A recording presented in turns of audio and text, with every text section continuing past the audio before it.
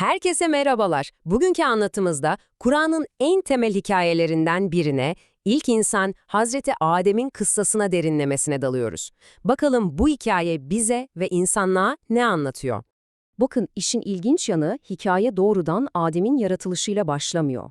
Her şeyden önce Allah'ın bu ilahi duyurusunu duyuyoruz. Bu daha en başından insanlığın yeryüzündeki görev tanımını yapıyor. Bir halife olmak. Yani bir nevi vekil, bir idareci. Tabii melekler sürekli Allah'ı yücelten varlıklar olarak bu yeni varlığın kan döküp fesat çıkarma ihtimalinden ötürü endişelerini dile getiriyorlar. Onların bu sorusu daha en başından hikayeye müthiş bir gerilim katıyor aslında.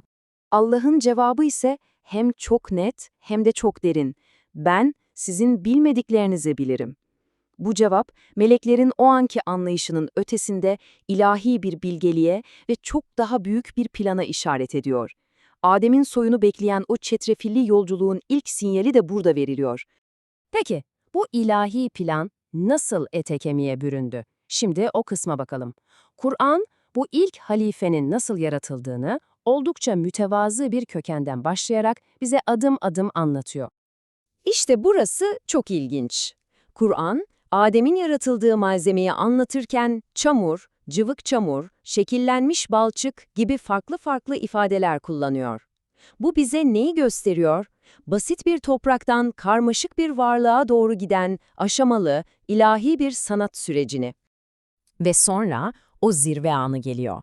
Fiziksel yaratılış tamamlandıktan sonra Allah o çamurdan bedene kendi ruhundan üflüyor. İşte bu Kur'an'a göre insanın o ikili doğasını oluşturuyor. Topraktan gelen bir bedenimiz ve ilahi bir öz, bir ruh taşıyan manevi bir yönümüz var.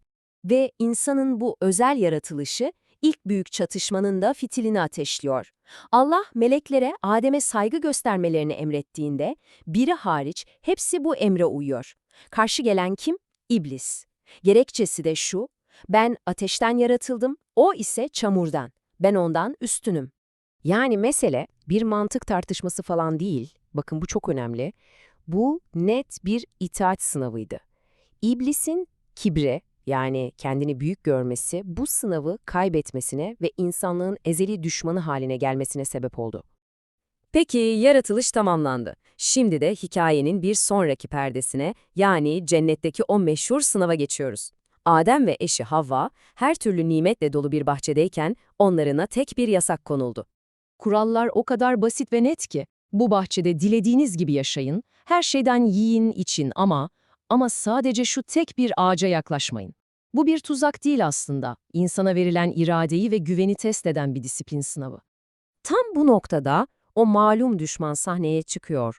Şeytan, Adem ve Havva'ya fısıldamaya başlıyor. Onların en derin arzularını oynuyor. Ölümsüzlük ve melekler gibi olma vaadi. Hatta ben sizin iyiliğinizi istiyorum diye yeminler ederek Allah'ın emri konusunda akıllarına şüphe tohumları ekiyor. Sonunda o yasak ağaçtan yiyorlar. Kur'an'ın bu olayı anlatış biçimi ise kilit önemde. Bu eylem kasıtlı bir isyan gibi değil de bir anlık zayıflık, bir gaflet, verilen sözü unutma yani nisyan hali olarak tanımlanıyor. Bu da aslında insanın yanılabilir doğasına bir işaret. İşte tam bu nokta bizi o kritik soruya getiriyor. Adem'in bu hatası nesilden nesile aktarılan bir asli günah mıydı? Kur'an'daki bakış açısı bu konuda çok net ve kesindir. Asli günah diye bir kavram yoktur. Sorumluluk tamamen kişiseldir.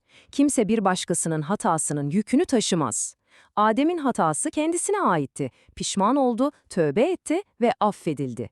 Bu da demek oluyor ki her insan hayata tertemiz bir başlangıç yapar. Şimdi geliyoruz hikayenin belki de en can alıcı kısmına. Hatadan hemen sonra yaşananlar, bu hikayenin bir lanetlenme değil, tam tersine bir merhamet ve yeniden başlama hikayesi olduğunu bize gösteriyor. Hatalarını fark ettikleri o an var ya, işte o an ne birbirlerini suçluyorlar ne de bahane arıyorlar. İlk tepkileri derin bir pişmanlıkla doğrudan Allah'a yönelmek oluyor. Bu da aslında tüm insanlık için bir model oluşturuyor. Hata yaptığında ne yapman gerekir?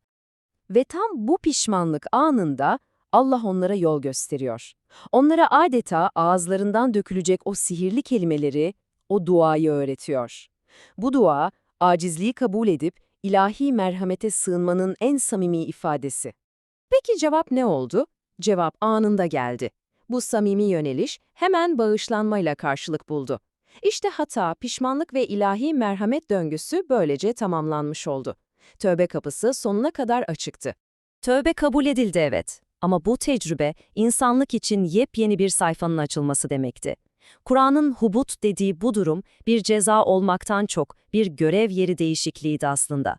Yani hubut, yani yeryüzüne iniş, sanıldığı gibi sadece yüksek bir yerden aşağı düşmek değil. Bu, durağan bir konfor alanından çıkıp, içinde mücadele, ahlaki seçimler ve ruhsal gelişim potansiyeli barındıran asıl hayat sahnesine, yani dünyaya geçiştir. Ve bu iniş, bir terk ediliş değil, aksine çok büyük bir vaatle birlikte geliyor. Allah diyor ki, size benden sürekli bir rehberlik gelecek. Kim bu rehberliğe uyarsa, ne korkacak ne de üzülecek. Yani insanlık dünyaya yalnız gönderilmedi. İşte bütün bunları bir araya getirdiğimizde Adem kıssasının kaybedilmiş bir cennetin hüzünlü hikayesi olmadığını görüyoruz. Bu, asıl insanlık hikayesinin bir ön sözü. Bizim yeryüzündeki halifelik rolümüzü, mücadelenin hayatın bir gerçeği olduğunu, hata yapabileceğimizi ama tövbe kapısının da her zaman açık olduğunu anlatan bir başlangıç. Kısacası Kur'an bu olayı bir son, bir düşüş olarak değil, yeryüzündeki asıl görevimizin gerçek başlangıcı olarak sunuyor. Bu da bizi üzerinde düşünmemiz gereken şu temel soruyla baş başa bırakıyor. Adem'in hikayesi bir düşüş hikayesi midir yoksa bir yükselişin başlangıcı mıdır?